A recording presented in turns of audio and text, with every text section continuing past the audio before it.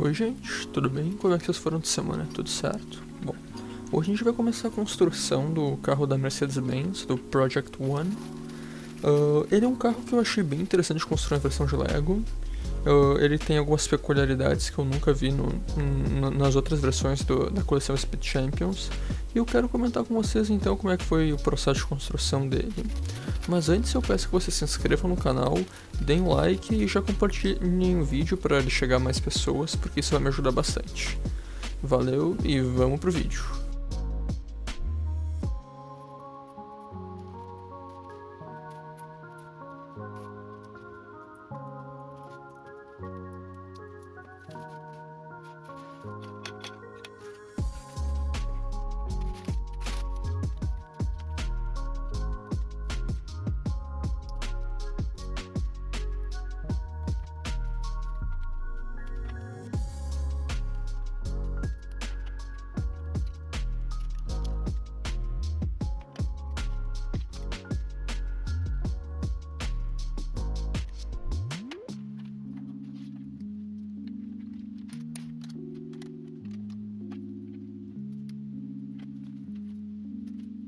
Bom, para começar eu gostaria de comentar com você sobre como é que foi construir esse carro, que ele tem umas partezinhas articuladas muito interessantes.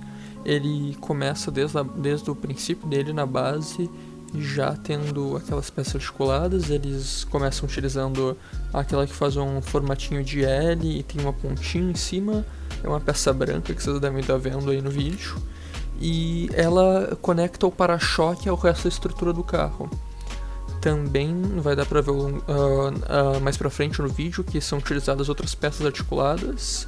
Claro que uma é utilizada pro próprio aerofólio do carro, mas tem uma outra que é utilizada dentro, que ela conecta a parte do para-choque traseiro, né, a parte que já é estruturada em cima daquela base preta que tu começa a construir o carro. Eu achei bem interessante a solução que eles criaram para isso, porque tu conseguir manejar essas peças articuladas é muito difícil, já que elas não têm o tamanho normal das pecinhas, como o bloco simples, né? Ele equivale a 3 plates, as pecinhas de que seria a slab no Minecraft, para quem conhece, né, como um parâmetro, só que em vez de ser slab de 1/2, seria de 1/3 do bloquinho. A Lego tem a mesma ideia dessas plates, que chama, que ela tem 1/3 da altura do bloco padrão. E o que acontece? Isso tem uma medida padrão assim em relação à peça de Lego. Claro que ela é um paralelepípedo, ela não é um cubo, então tu acaba perdendo isso na questão de altura e largura, mas de qualquer forma é muito mais complicado tu conseguir fazer todo esse projeto e juntar as peças articuladas para que não fique buracos no meio. Então acho que o time da Lego tá de parabéns em conseguir construir isso tão bem.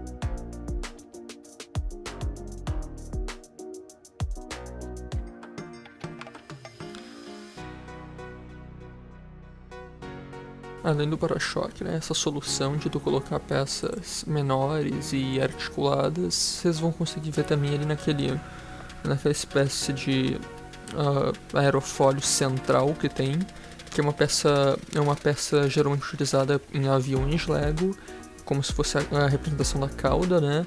E ela é colocada virada na parte central do carro, atrás um pouco na frente ali do aerofólio do carro.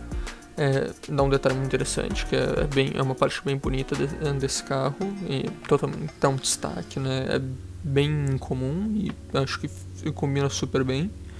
Mas também ela é bem nesse estilo de tu tentar conseguir preencher os espaços da melhor maneira possível. Tu também utiliza aquelas pecinhas os plates que eles chamam, e isso dá um detalhe muito interessante para metade do carro. Até gostaria que isso fosse regulável, que se tu conseguisse levantar e diminuir, pena que não é. Ela acaba sendo limitada pelas partes laterais. Também isso melhora a estrutura para evitar qualquer problema de caso tu derrube o carrinho e tudo mais. Tu não tem problema disso desregular e acaba quebrando.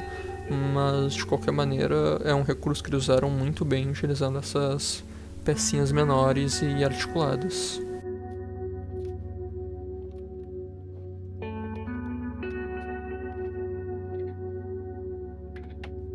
Acho que por fim, mas não menos importante, o que eu posso destacar desse carro, assim na construção dele, é que em relação a todos os outros dessa mesma categoria do Speed Champions, talvez tenha sido o primeiro que me chamou a atenção a quantidade de adesivos. Os outros talvez tenham uma quantidade parecida, mas eu não sei se foi a colocação de todos, assim, praticamente todos ao mesmo tempo. Mas a quantidade de adesivos que tu coloca nesse carro é muito grande. Claro que isso dá todo um destaque de detalhes a mais nas peças, mas assim, eu particularmente não sou muito fã dessa solução. Claro que dá um visual muito mais interessante, só que, como vocês podem ver, eu tenho uma certa dificuldade de colar os adesivos, porque eu tento deixar eles da maneira mais precisa possível, porque senão acaba estragando um pouco da tua experiência na construção e tudo mais, né, em como vai ficar esse modelo final. Mas de qualquer jeito, claro que detalhes como aquele AMG que aparece ou performance são interessantes de se ter, mas tem outras coisas que acho que poderiam ter soluções melhores se não fossem adesivos, talvez peças personalizadas mesmo. Eu sei que isso encarece o custo de produção para Lego, mas, por exemplo, aquelas peças ali na parte traseira próxima daquele aerofólio central que eu comentei antes.